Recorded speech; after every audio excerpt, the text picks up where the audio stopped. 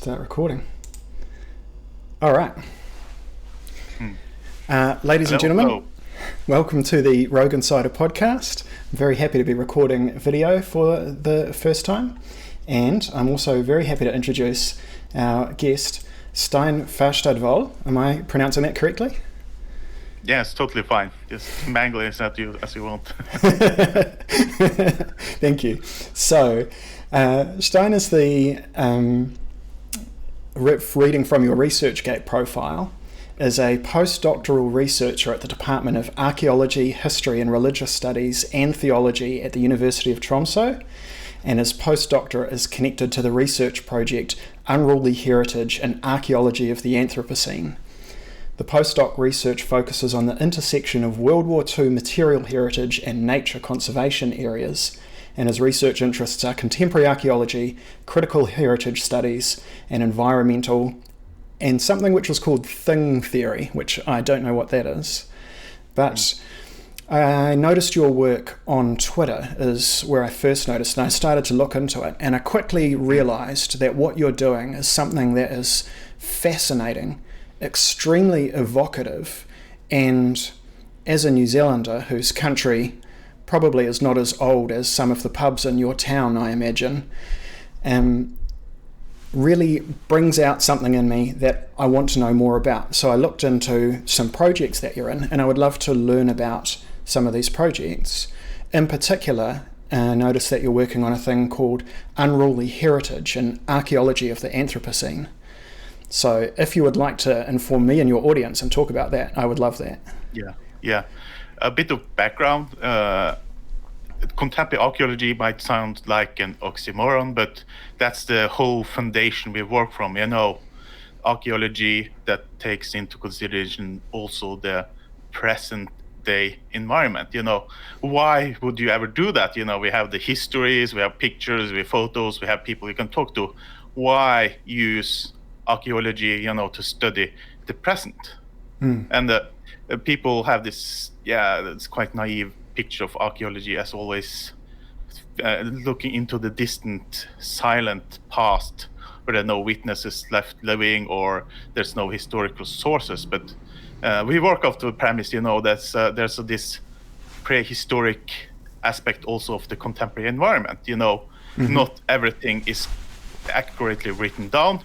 Far from everything is written down, and as archaeology, at least from my viewpoint, is the discipline of things, the material world. So we see that material things give a distinct, different kind of information and knowledge than you can gain from text or other kind of non-material evidence. So we look at the contemporary world, and it's quite not a new way of looking at the archaeology, because they have this garbage project by William Ratti and several others from the 1970s, where they started to study garbage from houses, from landfills and everything, and they gained so much information, and they compared, for example, sociological studies of what people told they threw away with the archaeology, going to the trash and systemize and look what into, and you saw these huge discrepancies in what people.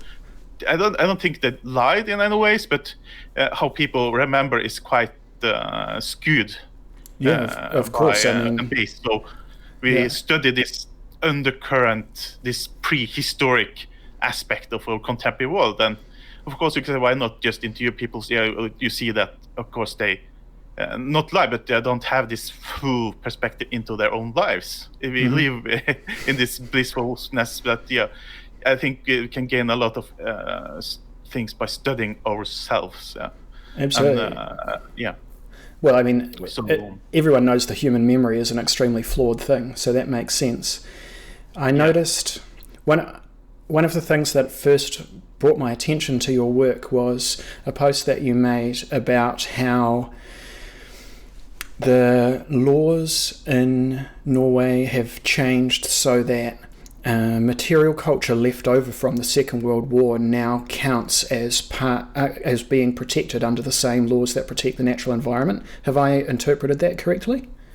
Yeah, you saw the abstract of my most recent article written together with Gøril Nilsen about it's very local to Norway because it deals with policies, everything. But in 2009, Norway got a new law. It can be translated as the nature diversity law. And one of the premises of making this new law was that the previous law, the nature protection law, was flawed in its very distinct separating, natural things on one side and cultural things on the other. It's completely impossible thing to both manage and do, because every landscape is especially today is this mixture through human use and everything, and especially in Norway it was towards the indigenous people. The Sami people have this reindeer herding way of dealing with landscape and these pastoral uses, and then a lot of it was directed that way.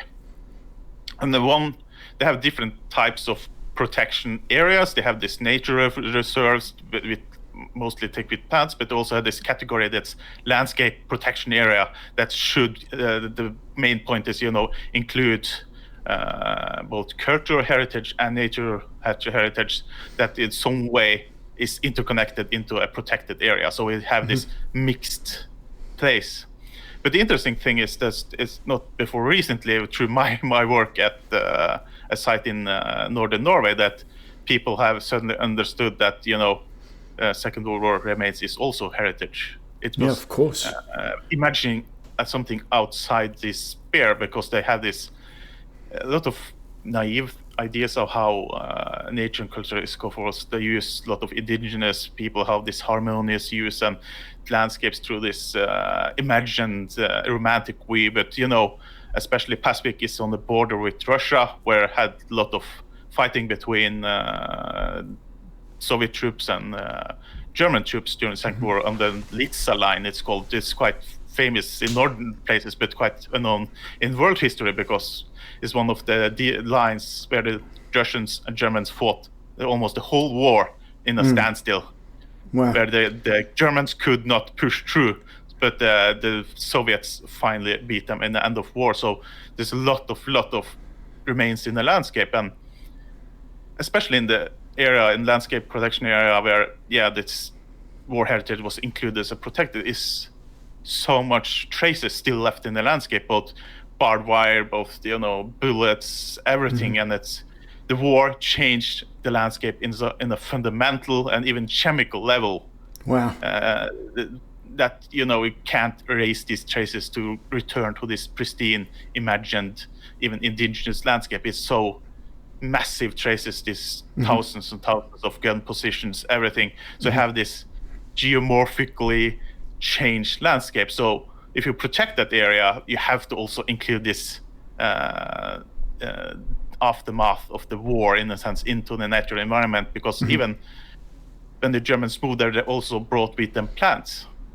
So war has in botanic studies is quite unknown, but it's called a polymochores. It's species of plants that have been dispersed beyond the natural growing habitat through war activity. So in Pacific, you find this plant from Central Europe growing there because it became unintended planted by the fodder of the Germans. So you have this, even the nature is fundamentally changed through this war activity. And this is the essence of Unruly heritage, What a fascinating idea. Because, of course, we have discussions about indigeneity and what it means to have foreign species and that kind of thing in my country. But all of New Zealand's experience of war is going somewhere far, far away, committing a war, and then coming back again. So it had never occurred to me that, of course, the impacts of war on a country are not only in terms of, the holes left over by artillery fire, but also the changes that occur, in the natural environment biologically as well. I get the impression that people are fairly well aware of the Winter War in terms of Finland, and it hadn't occurred to me that there had been an action on the Norwegian-Russian border as well. And I would like to know more about the Unruly Heritage Project and what specifically is the unruliness that you see. it's the idea, inside heritage studies that heritage is very much under our control. We decide what heritage is, we socially construct it and decides what is heritage. But, working from material remains, we ask, do we have any choice in choosing what heritage is? What is inherited from the past? Is it filtered through our will or intentions, or are these things left in this unruliness, this matter we can't always decide? And the Second World War in Norway is a distinct example of this. They have this huge amount of bunkers, enormous amount of barbed wire. I'm currently written an article about, this interest terrain, and this heritage is not always the nice things, It's this sticky, this problematic matter people have to deal with anyways. This legacies that not always yours, even. It's through colonization, conflict, but as people living in places, you have to deal with this unruliness, You have to, it's impossible to decide if you want to inherit it or not. It's there in the landscape. So we oppose a bit naive things that we always can senseless with sense and rationality decide what heritage is. Yeah. One of the words that you just used there, I see come up again and again in your work, sticky. Yeah. What does this concept mean for you? It's a bit more like a metaphor, stickiness. It comes from my PhD advisor and colleague Bjørnar Olsen. When you ask about thing theory, he's one of the people who have written a lot of it in the frame of archaeology, and the importance of acknowledging the how things we are also impacted by things, and how things shape our lives, and how it's this relationship that's quite important. I lost a bit the thread now. No, could you repeat the question? I just want to know more about the stickiness, this concept of stickiness. Yeah. Because it's such a tactile term. Yes, and that's the point of it, because we want to get this tactileness and get away from these places. And one of the examples used by Bjørnar is the Soviet heritage in the Kola Peninsula in northern Russia. The Kola Peninsula is the one that borders Norway and Finland. And when the Soviet Union ended, got dissolved, did the Soviet Union suddenly disappear? You have these huge towns in these places, the single industry towns where they had mines and everything, and they still existed up to this day with the same infrastructure, the same buildings, a lot of the same thing from the Soviet Union. And you ask yourself, when did the Soviet Union really end? Was this just this sudden stop when the people decided to head into this Chicago Wild West capitalist society in the 90s in Russia? No, there was Soviet infrastructure, this stickiness, this slowness in moving forward, because people had to live in the same houses, they had to shop at the same stores, they had to drive in the same roads, even though suddenly a lot of money was cut off from this town because they were not prioritized in the new systems. So that's the stickiness, when there's things politically decides to end it, but does it really end when all the stuff, the infrastructure is still there? And that's a huge important thing I think about when come to oil use, what their modern society is. So this is the stickiness, this I don't get the word, but this delayed and heritage in some sense. You have to live through the past. Of course. Through this, Yeah, I mean, the story that we tell ourselves is very much, one day the Berlin Wall was up, and then the next day the Berlin Wall was down, and that's when everything was different. But of course, history carries its own momentum, and if you're traveling in a direction, just like driving a giant steamship, when just because you start to turn it doesn't mean that you instantly turn around. That's the capitalist imaginary of everything moving at the speed of stocks. Everything moves at the speed of the internet. Everything. But when you get into the field, when you get into ground and get into places, you have to live among the things. This sticky, slow, crumbling, huge Soviet blocks that still most of the people probably in Russia still live in Soviet era housing from even to the Stalin period, Gorbachev blocks, everything up to the Perestroika era. It's still there, Wow. You can't deny the past. Yeah. So all of these towns that are like across the Gulf from Archangel, are the populations of people still the same there, or have those areas all been drained away by, the lure of the Still city? people living there, but most of it have drained away. One of the largest town north of the polar circle is Murmansk. Was this huge town during the Soviet era. I think the decline started during Soviet, but 500,000 people living in this Arctic area, this taiga landscape, and it's dropped in half. I think it's 250,000 now, so half the population are gone. But it's just this amazing place to travel to because there are a lot of small towns in the north. And driving to Russia is there's no in between places between towns. So we drive through the taiga, and suddenly there is this huge Russian town with all these buildings and houses and facilities. It's just amazing place. But of course, it has this dropped in half since the fall of the Soviet Union.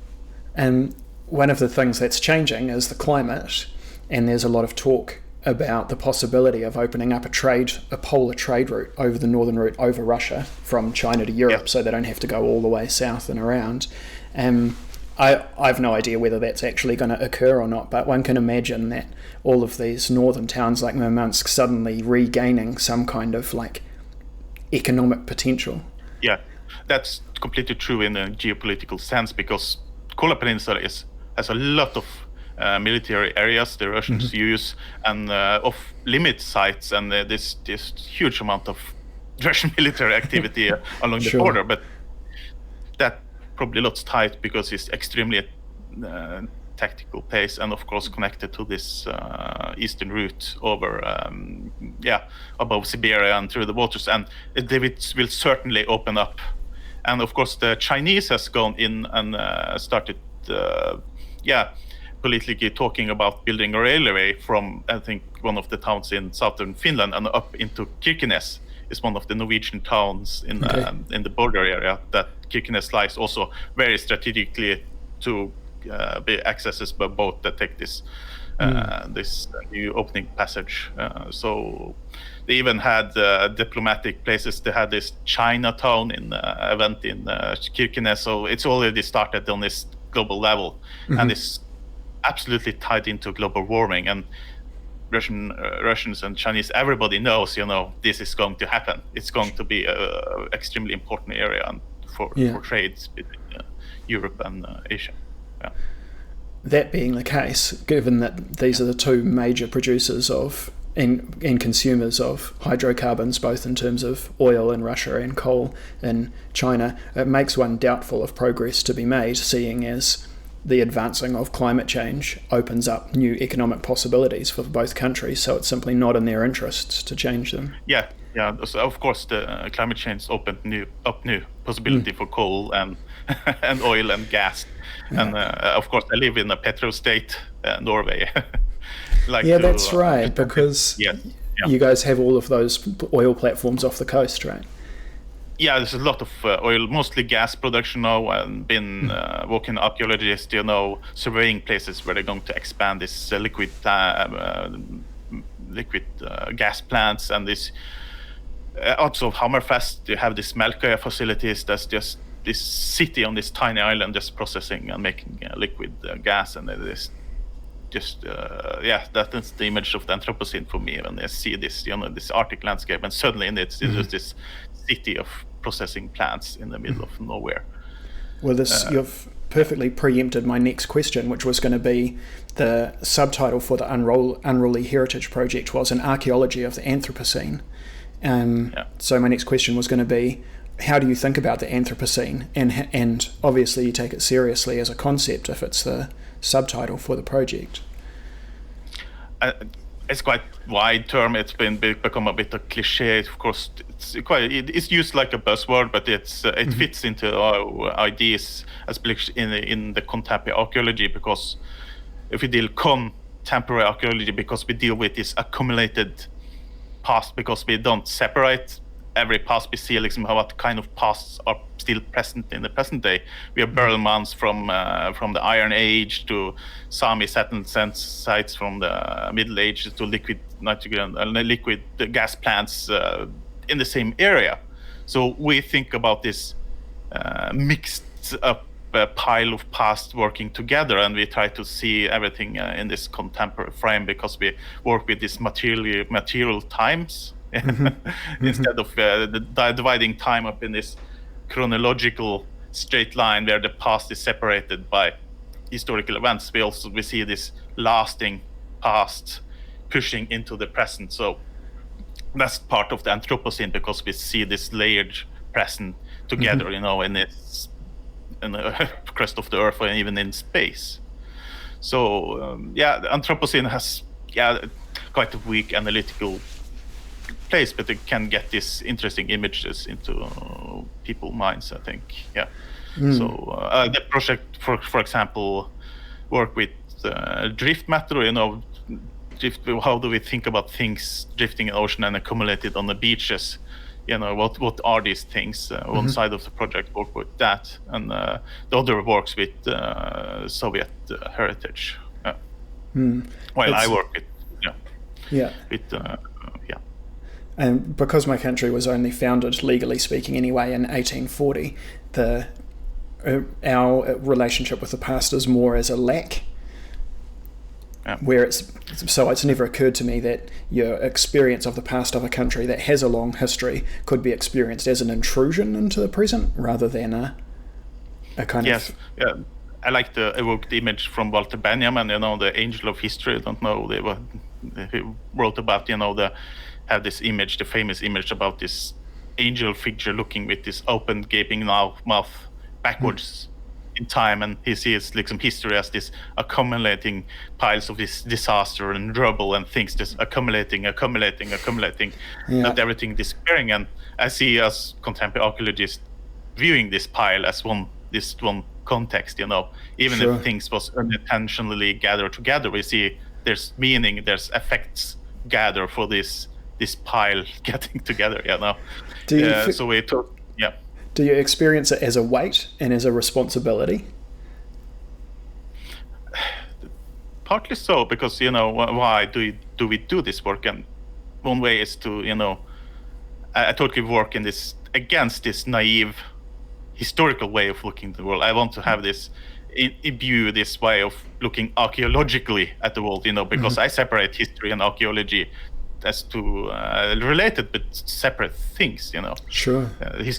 History is very connected to storytelling through texts and even images and film, but archaeology, we deal with this, this raw prehistoric accumulation of things, both intended and intended in the present. And I think it's hugely important to understand the world and the Anthropocene we live in today. We have to employ a sort of archaeological understanding of this multi-layered, multi-contextual present, and understand how to deal with it. And that's why I want to also bring in heritage, even the oil and climate change is heritage for me, Sure. So I want to bring that in, and I think it can, in a naive sense, garner responsibility and perhaps action. And I hopefully through my work, especially in Pacific with the landscape protection area, and together with those people, and how through our work we have shifted the other perspective, and we have acknowledged, that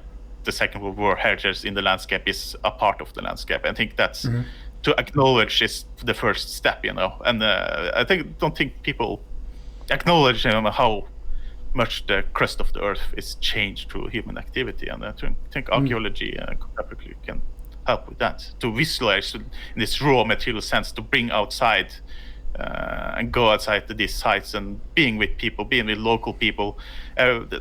That's the sense, get out there and talk to people and communicate. So another project, seeing as you mentioned war, that you are involved in is Aftermath, the Nature of War. What's the focus of this project? This is a sub-project. It's my postdoc project under the Unruly heritage, so it follows the themes, but it deals with what I already mentioned about this landscape protection era and Second World heritage within it, and then try to somehow make sense of it. How can they think of these things together? So the article about nature landscape protection era is part of that project. Yeah, I see. So, and you, for example. Yeah, you mentioned speculative archaeology of excess, which I find a evocative phrase. Mm-hmm. Yeah. What do you mean by speculative archaeology? Speculative archaeology, it might be more evocative or anything, but it's about making the reader think beyond its frames. Let's sit down, let's speculate, let's get out to this old-fashioned way of thinking. Bring in the contemporary archaeology, use archaeological method on the landscape, but there's also epistemologically framed in traditional historical science, because we make a lot of predictions about the past that can't be really proven. So we'll usually speculate with empirically grounded evidence, because we make this untestable hypothesis about the past.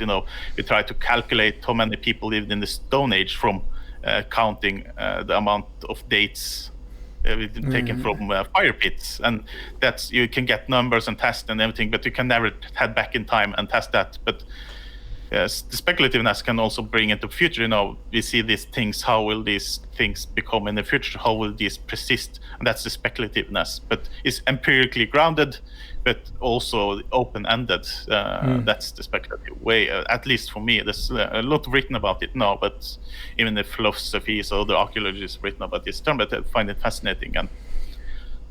And also I can tell you about the term excess, because we design a lot of objects and things and have these intended and planned functions. But the excess of things are, for me, are how they exceed, these functions, like the fodder for the horses of the Germans seeded new plants in the environment, and that's the excess of the fodder. It's have these unintended effects. That's the excess I'm very interested in exploring, because I think archaeology can explore outside what did people mean or intend. I can also explore the shitstorm of today, with this global change and everything. Sure. It's not always planned, of course. It's done with people do it now because more intended, but a lot of it has this basis of naive or unforeseen consequences that I think archaeology should also trace, because we should not always try to be the people of the past or the present, but try to understand it from a different angle. Where did things go wrong, for example? What are these new effects, these novel environments, like Australia's the nature of Australia is all these invasive animals, is this excess of colonization, and people did not intend it. But it's not to take away any responsibility, but it's just get away from this naive understanding that we always try to find out what people taught in the past or recent days, but we also see their failure to think. Sure. And see this excess that was overlooked.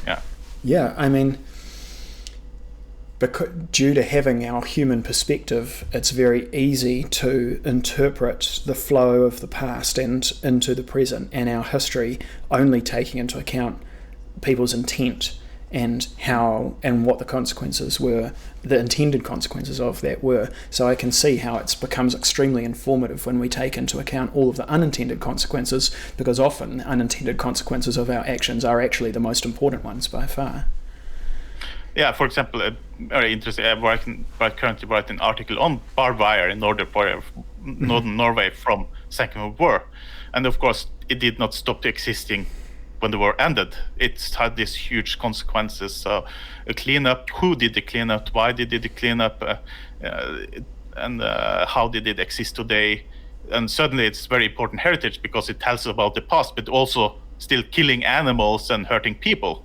How do we deal with this stuff? And that's the excess, this how the past just piles up, It's not disappearing on this straight line of chronology. It's just sticking there. It's just, you have to deal with it. Yeah. The devil's rope, they call it. Yeah. Yeah. Horrific stuff, but very interesting too. Sure. When I was a child, I actually managed to scrape up my leg really badly on some rusty barbed wire on my uncle's farm, so I'm intimately familiar with the stuff. A lot of things have written about the history of barbed wire, but I'm interested, seeing this, especially in this context that then localized research. How did it persist here in Northern Norway? And it's still here, even in the city of Tromsø. There's still a lot of this overground barbed wire from the Germans, just 500 meters from I'm sitting now inside in nature. It's this enormous, excessive waves of things, and that's defined, modern present in the world. The humans everywhere. There's a huge amount of things we leave behind without, thinking about what is going to happen when we leave them to themselves in some sense, when they suddenly have these effects and consequences popping up we didn't think about. Yeah, in some sense, the moment when we forget about them is the moment when they take on a life of their own. Yeah. Yeah. So sometimes you use the term the afterlife of things, but you can. I think it's very interesting framework to make. It's not the only framework, but there's many ways. But this is the small part, perhaps contemporary archaeology can make archaeology very relevant, both for the present and the future. I also think working with heritage, also working with trash. We work with trash, and we have to make decision. What kind of things. How do we have to erase or remove or modify or leave alone? And I think that's going to be a task that's going to be more and more important as times go. It's already important, and I think archaeology can contribute there, in this ecological framing of heritage. Fantastic. Do you mind if we go through some of your publication titles, and you can give us a introduction into each of them? You've been generous with your time, but sure. So, the archaeological registration of the Luftwaffe camp at Gjøkesen, is that? Yes, it's a survey report. That's the almost what we call grey literature. It's not peer-reviewed anything, but a lot of archaeology consists of these documents. These survey documents, the excavation documents. They're not really published in a journal, so anything is just published within, or even not published, and just archived. And the important thing is here is, people think of archaeology as only excavating thing, but probably a larger part of archaeology is doing surveys, going there out in the landscape and systematically make note and draw down and map things that are present in the landscape that's visible on the surface, or you can take a shovel into the ground and see what's beneath. That's almost most of archaeology consists of that, this non-interventional way of looking at landscape, and that's the expertise archaeology also can contribute with, everything in surveying, not only pollution but human effects and effects on the landscape, because we have expertise in both knowing how to document and systemize and contextualize human-made matter and stuff on the landscape. I don't know if you know the answer to this question, but I'm curious. There must be surely a lot of archived documents left over after the war. Have they survived intact, or were a lot of them destroyed, or do you know what's happened? A lot with of them some are intact, but a lot of them destroyed, because I don't know, but in northern Norway and northern Finland, the German used the burnt earth tactic when they retreated. So they burnt down houses, churches, infrastructure, bridges, everything when they left. And a lot of documents was also burnt and destroyed. And that's the part of war. The losing side will always try to destroy incriminating evidence. So, of course, there exist a lot of documents from the war, but a lot of them are destroyed. And historical information is hugely important too. So, but suddenly, there are many places you only left, with archaeology. I worked a lot with, World War excavating prisoner camps from the war, Soviet prisoners. Yeah. That must be challenging work. To come face to face with history like that. And it's you have another one. Flannery's in a northern urban landscape, effective atmospheres, diffuse museum and the creation of heritage in the 21st century. Yeah, that's the article I mostly contributed with a photographic essay. Of course, the editors of the book cut it down and cut it down and cut it down. So my photographic essay together with the text was with my co-author, but it became more and more insignificant because I'm really like mediating information through visual images and everything. Photos, I think, is hugely important, but in academia, it's looked down upon still in some sense because the text is the master, while the photos are the subject of the text. And I think it can be turned around in some sense. Have this visual narrative, so hugely important, and it can construct very academic depth through them. But there's some things you can communicate through photos that you can't through text. Yeah, I mean, a brief look at your Twitter feed shows your fascination with visual media is accomplished. It's fantastic. And what's the best way for our audience if they're interested in seeing your visual work? The Twitter account, I think. Yeah, of course, my publication, I always try to maximize the amount of photos. Sure. and the PhD synthesis is this on documents. It has a lot of image in it too, and it can be downloaded. Yeah. Okay, great. Now, what about Vestigial Matters? This is the one that I tried to read, and I only got as far through the abstract. But the subtitle is Contemporary Archaeology and Hyperart, and I'm fascinated about what the concept of hyperart really is. It comes from the Japanese artist Akasagawa Genpei, and he worked in Neo-Dada art and this conceptual art. So he just some of the art is just going around the city and looking for things that are still kept in place but has lost their original function and kept in place and don't have any ornamental function either. So it makes this example of this I mentioned in the article about this stairways leading up the side one building, and it still had this newly painted banister, but it leads nowhere. It's no function. It's still kept in place. It's this vestigial fragment that's still there, but kept in place by people, and that made me very interesting because it has this very connotation to archaeology because we deal with these fragmented, these vestiges. And one of the main things on my points of my articles that we have to acknowledge that the world is also inhabited by a lot of these vestiges, this blind role, this everything, these things that are kept from the past, that lost their function, but still they're persisting in their fragmentedness. That when we try to imagine the distant past or near present, we try always eliminate these vestiges, these things without function or ornamentation from our visceral narratives or of thinking, because our environments are inhabited a lot by these fragmented things, and especially I see in new towns.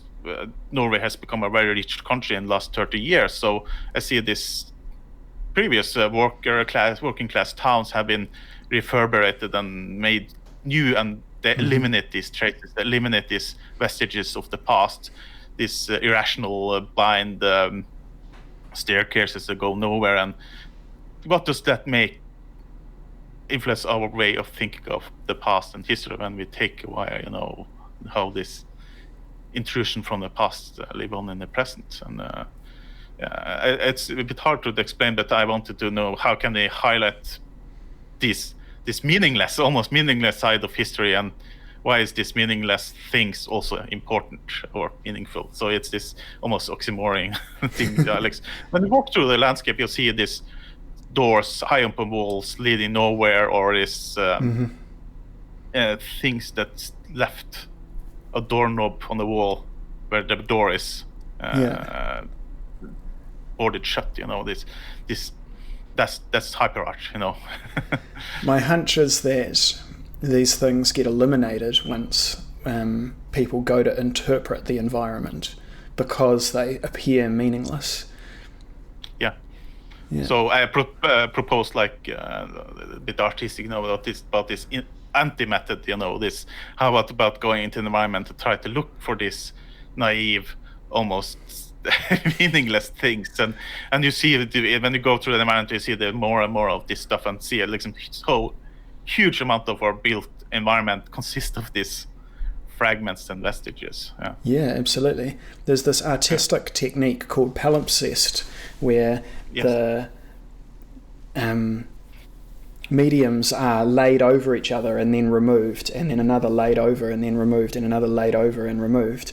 And it's instantly obvious as soon as I think of that how that applies to not simply art, but also to the urban environment and to the natural environment as well, and trying to interpret how each of those came about, what the motivation for them were, and trying to especially trying to rebuild the intentions from these what you've called vestigial elements.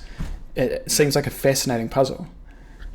Yeah, and also don't deconstruct them to the previous things, because fragments are also fragments. How the point of articles, how can they tell it without erasing the fragmentedness, without erasing their present as nothing?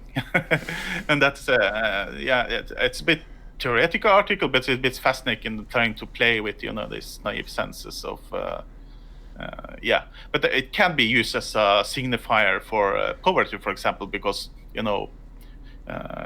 people with less resources are more acceptant, or have to accept these vestiges and build upon them. So we'll see the rich part of town will have much less of these things than the more historically rich and perhaps poor and more visually interesting people with less resources, where they have to make use, live together with the fragments of the past. You can't erase them; they have to be there and more acceptant of it. So I think you can draw further up on it. But it's I write a lot of my research out of passion. So I write about these things. I think it's quite interesting, and I don't think it quite fits recent research trends or anything, but I hope people might enjoy it.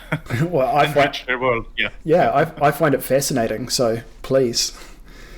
But as you mentioned, palimpsest is a technical term also used by archaeologists for layers and stratigraphy. So it's very commonly used by archaeologists, palimpsest. So very familiar with the term.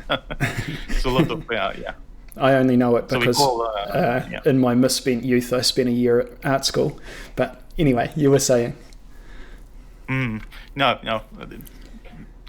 I agree with the palimpsest is very evocative and very useful term to think about the anthropogenic environment. Even natural forests, you see your background, you see that it's just nature, but the forests and everything you can trace humans and anthropogenic effects, even climate change and trees. So the landscape beyond you in this image you use now, probably from New Zealand, I guess. It's also anthropogenic landscape. One of the things that doesn't leave much of a mark on the environment, except through other means, is emotion. But obviously, people have extremely intense emotions attached to their environments. So I'm interested. Do you have a theoretical approach to that, or how do you approach it?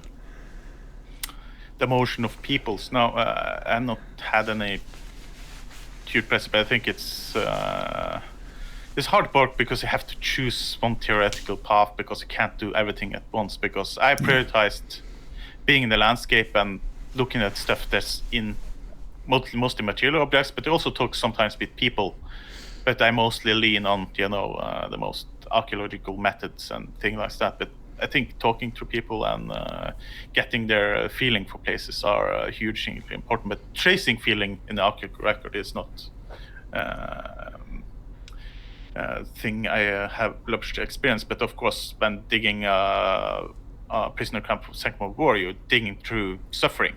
But you're also digging through joy, because we find these plectrums they used to play guitars, for example, and you see this spare time, you find an alcohol bottle illicitly used, probably drunk by the prisoners, and you can I think you can connect a lot of feeling and emotion to material objects, because the alcohol bottle, yeah, can drown your sorrows, you can forget things, but you can also have joy. So you got a lot of emotional connotation through material matter. Like you can see pain and imprisonment and reducement of movement when you find barbed wire fence, for example. So I think it's natural way of interacting with matter is emotions.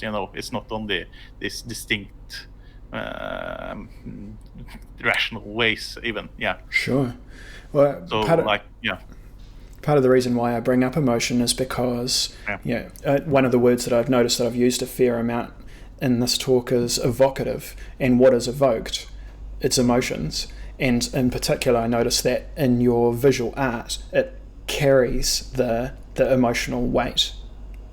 Yeah, I know. I totally. I think we need more pathos. Also, if you know the rhetorics within pathos, ethos, and logos. But I think pathos is too often erased from a lot of ethos. Is quite common now talking about ethos. But what about the pathos? And I think images and visual art and stuff can hit like your fist in the gut when dealing with stuff. Yeah. So absolutely.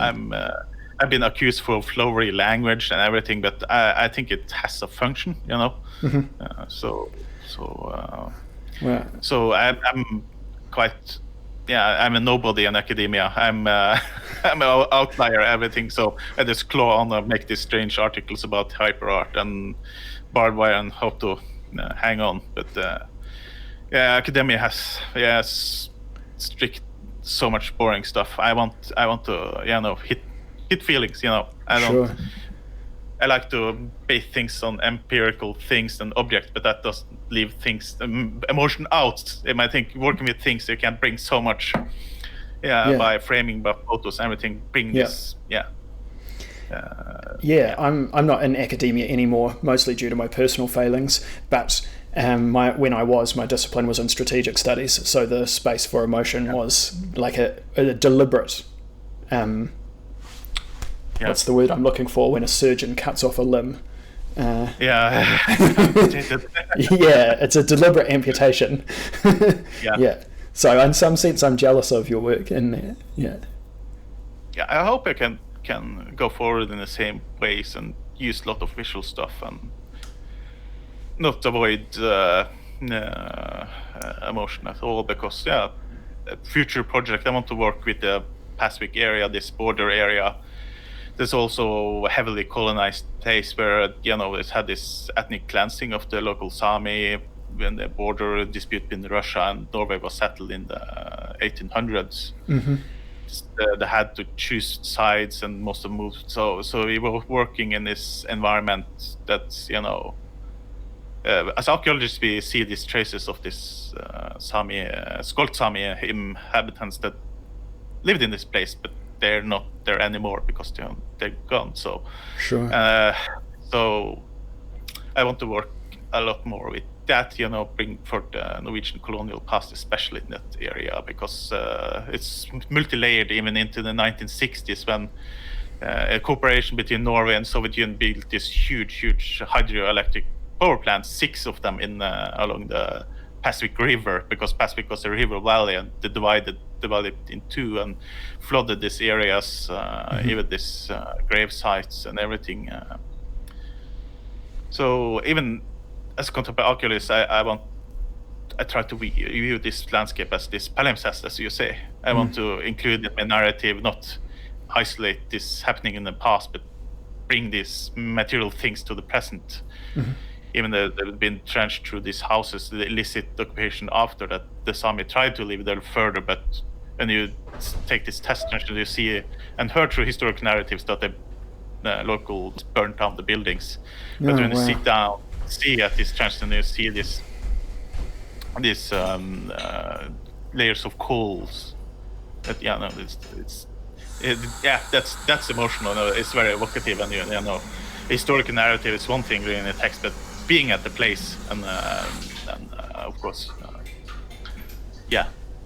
So one of the things in the Unruly heritage project we try to enhance is the importance of getting out there, being with the things, and what does that make you think and write? What do you find out there? So yeah. I'm interested in the background history that's going on there. I was aware that the Sami people had received some mistreatment from the Norwegians, but I didn't know what variety of mistreatment they received. And was it against the background of a conflict between the Norwegians and the Russians in that zone? No, the 1800s, because the border between Norway and Russia in the 1800s was they didn't really have a border. It was that Sami was both taxed by the Swedish, the Russians, and Norwegians. So it was this border area without any drawn border. So the Pacific was a sida that was a collective place of one part of the called Sami area. So they had was several families that had this sida they used together. But through when they suddenly draw this border through it, they had to choose sides. They want to live on the Norwegian side or the Russian side, and they chose the Russian side because most of them, not all, but because of the Orthodox faith they had connected to the Russians. Oh, the Sami Orthodox. That's they're parts of them, especially the Eastern Sami, because the Sami has a lot of Peter Sami, Southern Sami, Northern Sami. There's a lot of different Sami groups, and the languages are so different that the Skolt Sami and the Southern Sami almost can't understand each other. So it's just this. And am I right in thinking that they are one of the last ethnic groups that were Christianized? Yes, I think very, very late in the 1700s. Yeah. No, it's a very interesting story. And when traveling in northern Norway, especially in the eastern part in Pacific Valley, you see Norwegian colonization, and they had this attempt to colonize and they brought in people to live in these areas too. So it's quite unknown, but Norway is a colonial nation too. Sure. Yeah. Is there anything that I've missed out that you would like to tell us more about? We could talk much more of different things, but I think you got the gist of it. I think the most important thing to mediate, is a different conception of archaeology, contemporary archaeology. I think it's hugely important. It's a different tool in the box to analyze both the past, present, and future. I think, and it's mostly thing-based. I think that's our strength, but not detached from the local environment or people. So right at the very beginning, I kind of jumped over the idea of what thing-based archaeology is. But am I right, based on our discussion, that it's an examination of objects in the environment and really trying to understand where they're from, why they're there, and what the implications of them are?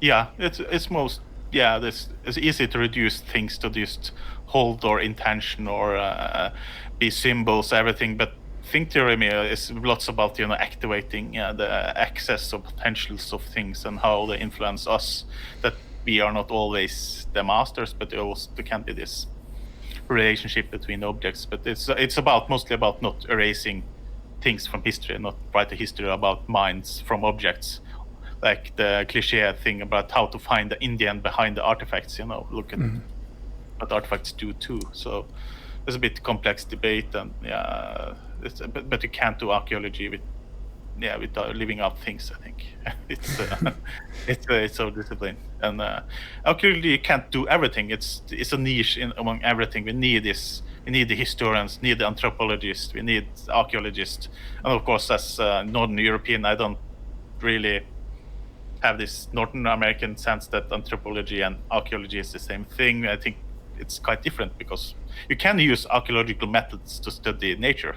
You can study artificial objects, badger dance, or even ant hives through archaeological methods. So it's a universal method, I think, and we use it already on non-humans. And can you guess what kind of things or people do we use that aren't human? We use archaeological methods to excavate, different earlier hominid sites. They're not really truly they're related to us, but aren't us. But we still use archaeology to understand them, and that's the overlap also with paleontology and everything. So I think it's a very broad field. People might disagree with me, but I like to be expensive. Out of interest, how divided are the fields? Like, how much overlap do you get in, or maybe not specifically your university, but in academia in general? How much cross-communication do you get? Quite a lot, but there's a lot of bickering and posturing, and that's academia, you know. It's always about the small stuff, and get attacked for both sides. Oh no, you're too relativistic, you're too soft in your science, and the other side, oh, you're too focused on things, so you eliminate people because you write about plants or anything like that. So you get criticized from everywhere. Yeah, they say that the war becomes more bitter the less it depends on it. Yeah, but I think all perspectives are huge, important post-colonial theory, but also this very hard science, new environment archaeology, for example, where you use a lot of chemical analysis to just visualize human activity, environment, everything. It's hugely important. Get it together. Discuss, yeah. But also don't eliminate wonder and evocativeness. It's so important to get into research, I think. Of course, Plato tells us that wonder is the cause of philosophy. And one of the things that surprises me is how much it feels like, because of your enthusiasm for it, it feels like there's still a lot to learn. Whereas I suppose going into this conversation, I thought I would have felt like when a country has existed in one place for so long, its sense of its own self already would have existed as a form of documentation about where it came from. Yeah. No, depth of time is fascinating because, you know, Norway is not really an old place compared to many places, because you had the ice age for 11,000 years ago where the ice scoured the land, because there probably was Paleolithic societies living before this ice age, but the ice scoured away this evidence and revealed this new land again 11,000 years ago. And the humans followed in step with plants, with animals. So we have a natural environment where, you know, humans have never been absent in this place we live in. And even Australia has much more depth of archaeological time than Norway has, because the people moved in, was it 40 or 50,000 years ago? Yeah, so I it's think just the depth of time is just fascinating, and I don't like to discriminate through different times. I like a contemporary archaeologist, I like to bring it together in the present. Bring the times together. I've heard a lot of reports about when human habitation started in Australia, but I've never seen anybody agree on exactly what the date was. Yeah. It's quite old, anyways. It's very old. So fantastic. I think it's bringing the pathos, bringing this. Think critical about time and timeliness and chronologies. Be very skeptical of chronologies. Sure. So what's your next project? Probably will be in the Pacific, and I'm very interested, of course, as mentioned, the colonial present, the material trace of Norwegian colonization of these places. Everything from these planted forests to introduces the non-native species. Joining area and make a survey and description of that in the Pacific. Great. Well, you've been very generous with your time, so thank you very much, and I'm definitely going to continue following your work because I find it fascinating. Yeah, thank you for inviting me. It's just it's an honor to get to talk. Well, let me invite you on another time, and we can talk more in depth about a specific subject. Of course, let's do that. Yeah. Fantastic. All right, thanks very much. All right.